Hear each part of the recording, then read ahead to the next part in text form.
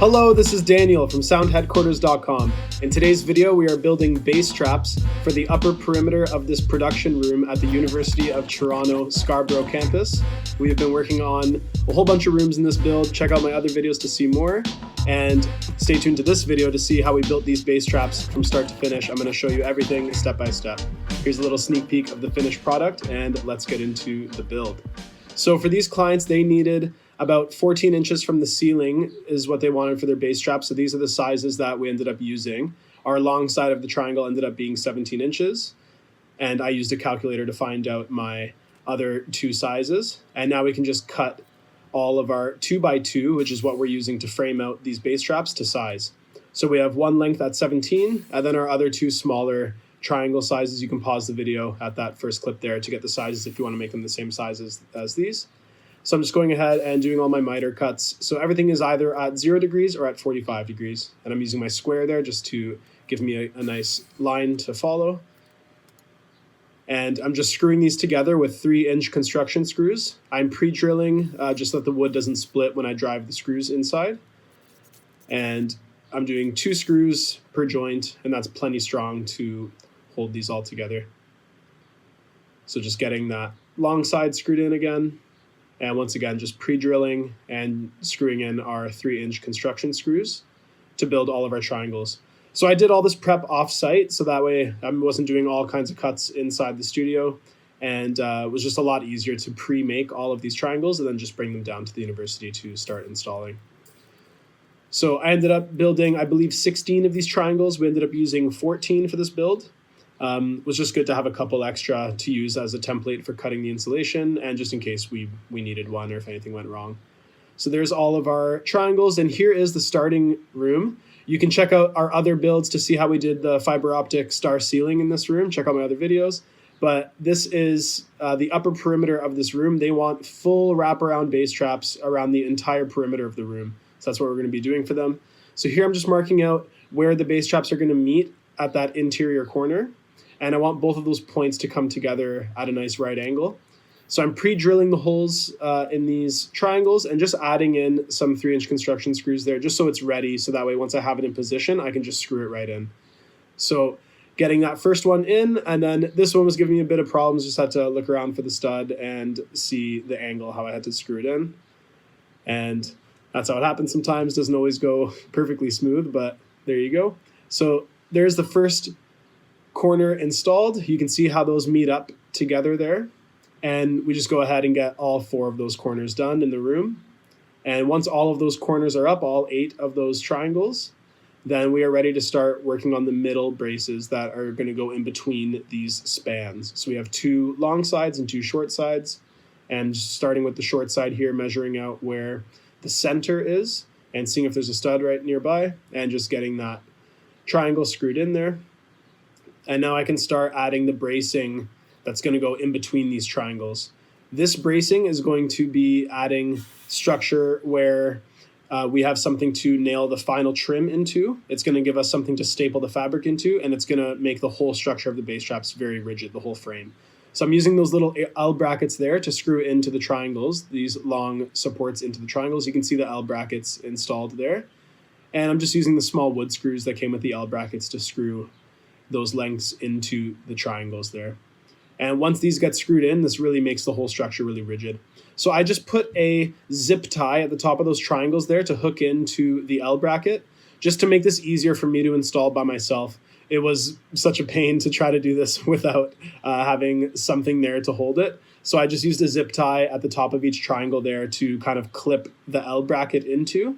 So that way that side was held up while I was working on getting the next side put in. So these are the interior supports that are going to go inside that interior triangle. So it needed a 45 on both sides to fit in between this right angle here. And then you can see I'm marking off with my pencil where that face needs to be cut on a 45. So I will take this home and do this on either my table saw or my drum sander and get that cut down, so that way we have a nice flat face for that interior corner for the final trim and for the fabric to staple to. So there is the whole outer perimeter all framed up. We still need to add the interior bracing, and we need to add the bracing in between the large spans here. which is what I'm measuring for right now. So for these little small braces, I used just 1x2. And these are just to add a little bit more rigidity to the whole structure and to have some sort of backing for the insulation to kind of fit behind.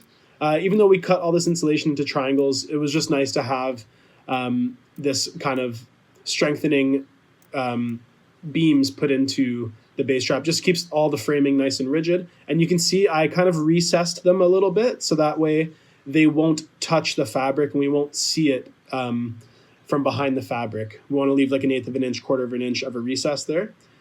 So there you can see the 45-degree angle cut that we put on those interior corner frame bracing right there. You can see how it fits nicely in right there, and that we have a flat face that's the same angle as that interior dimension. This will all make more sense when you see the fabric and the trim go on, but it's pretty critical that we have that face at that 45, so that way the final trim and the final fabric goes on nice and smooth.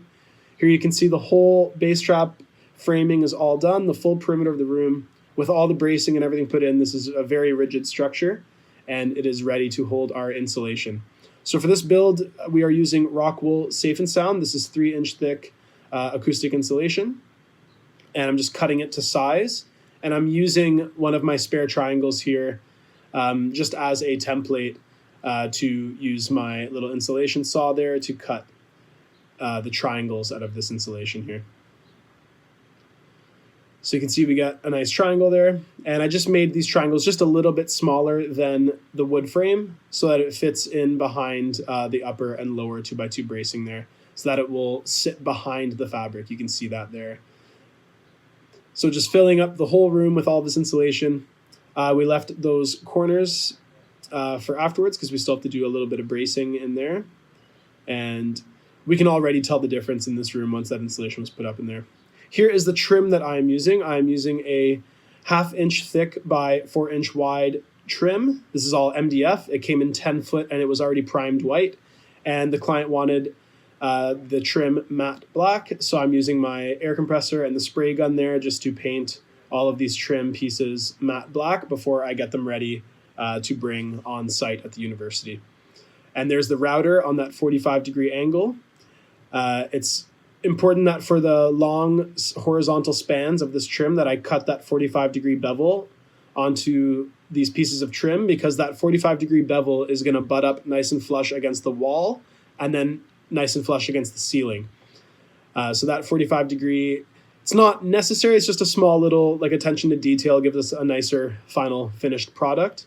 And for these clients, we like to go all the way above and beyond, especially for a build of this caliber. We did a whole bunch of work in all of these rooms at this university, and it's just nice to have that little detail touches that are going to stand out over time, and just to give the clients a nice finished product. So here is the interior corner here. I am measuring out for the interior bracing. I'm just adding a bracing that's going to go from the interior corner to the middle of that brace that we added. So I'm just cutting a 45 on both sides to make kind of a point that will fit into that interior 90-degree corner, and then just cutting to size at 0 degrees where it's going to meet the inside of that frame piece. So just test fitting and then just using my pencil to mark off exactly where it needs to be and cutting it to size, and you'll see how this fits in right here. Now this bracing is just going to give us something to nail the bottom plate that's going to cover up that cavity once everything's all done. So I'm just using a construction screw in the front there, and then I'm just using my nail gun with my 18 gauge brad nails just to tack those into those interior corners there. This is not too much of a structural piece. This is more just to have some sort of backing to nail the small 1/8 inch MDF plate, and it holds the insulation as well. So just getting those interior corners insulated, and just getting as much in there as we can while it's not going to protrude out into the fabric. So here's the fabric that these clients wanted to use. It's the same fabric that we used on the ceiling when we did the fiber optic star ceiling. Check out some of my previous videos if you want to see that. It's a black crushed velvet, and it worked out perfectly to cut this into 4 equal lengthwise strips, with the fabric being 58 inches wide. It gave us a perfect, I believe it was about 15, 16 inches each piece. So that worked out perfect. And I'm just using 1/4 inch staples. I'm using my pneumatic stapler. and just stapling the fabric in place onto the frame. And all of these staples and these frames will get covered by the final trim. So any staple marks that we see right now, or any kind of small pieces of frame or fabric that are still exposed, is all going to get hidden by the final trim. So there you can see we put the fabric on the interior corners as well. And just being mindful to keep those staples just within a consistent spot, so that way when we add our trim, we don't have any kind of staples poking out from the backside of the trim. So there is the whole room upholstered all the way around, and now we are ready to start the trim process. So I'm getting my vertical pieces that are going to follow those very first triangle trim pieces that we put in the interior corners, and I'm putting a 45-degree bevel on each side so that it meets up nice and flush with the wall and with the ceiling. And you can see I'm just test fitting there and just getting it to a point where they meet up at a right angle, the same way that the interior frames did of the 2x2, and just using my nail gun to tack those in place. And I'm going to go around the room and get all 8 of these tacked in. And once these are tacked in, then we can start doing our long horizontal pieces on the top and bottom of the bass trap frame. So you can see those are in. Now I can start fitting in these long pieces. This was a little bit cumbersome and tricky to do by myself, but I just put it up in the middle first and tacked it in. And then I could go onto each side and tack in the trim where it needed to go. And getting the top piece put in right now as well. So once again, for the bottom piece of trim, that 45-degree bevel is going to sit flush against the wall. And for the upper piece of trim, it's going to sit flush against the ceiling. We had a little bit of a gap on the ceiling, just so that we're not pressing up onto the ceiling track. But the wall pieces were pretty much flush with the wall, and that 45-degree bevel allowed that trim to get nice and flush with the wall there. So you can see all of our long lengths are in. And now we can start these interior corner trim. This was the trickiest part because it's a whole bunch of compound miter cuts. So I used a piece of cardboard to make myself a template first. And once I got that cardboard template to fit, I kind of just marked that out with my marker. And then I just transferred that to the piece of trim. And I just kept shaving off small pieces until it fit. And then I can tack it in. So I did that for all 4 corners. And it's better to cut it a little bit longer because there's going to be a little bit of variation between each corner. So it's better to cut it longer and then just keep shaving it until it fits nicely for each corner. There is the wood filler. So we are using wood filler anywhere that there was a joint on this trim. And this is just going to give us a nicer finished product when we go in and sand this wood filler down and do all of our touch-up paint. And this is just kind of the final process of finishing up these bass traps to make everything look nice. So you can see we added wood filler on anywhere that any piece of trim was joining each other. And here I am cutting this. This is just 1/8" MDF. And I just cut it on my table saw to make a triangle. These are going to be the bottom plates that are going to go up underneath each of those interior corners. So I'm just painting it in the same paint that we painted the trim so that everything is nice and consistent. And these are just simply going to tack right up with our nail gun right up underneath that bracing there. And that's just to close that off from the air and from sight. And it's just going to nail right into that middle 2x2 bracing that we added in earlier. And just to cover up these small staples that were still sticking out of the interior corners there, I just got a small piece of quarter round and did the same thing, just test fitted them, painted them same color, and got those tacked in. And here I have my daughters helping me out on that day of the build, helping me nail gun in those quarter round pieces. And you can see that quarter round is in, and that just hides some of the staples that were still visible from the interior side of the frame. And all of our wood filler is in, and we are ready now to sand. So I'm just using a foam block sander. I believe the one I was using was 80 grit or 100 grit. And you just want to sand this so that it's smooth to the touch and that there's no weird ridges or anything poking out. And just taking that panel down so that when I'm sanding, the dust doesn't go all over the place. And so yeah, so we're just sanding it nice and flat. Any of the excess wood filler can just get sanded out right here. And once we have a nice flat surface, I can just go in with my paint, the paintbrush, and I'm just using a little piece of cardboard to just mask off where I don't want the paint to go on the wall.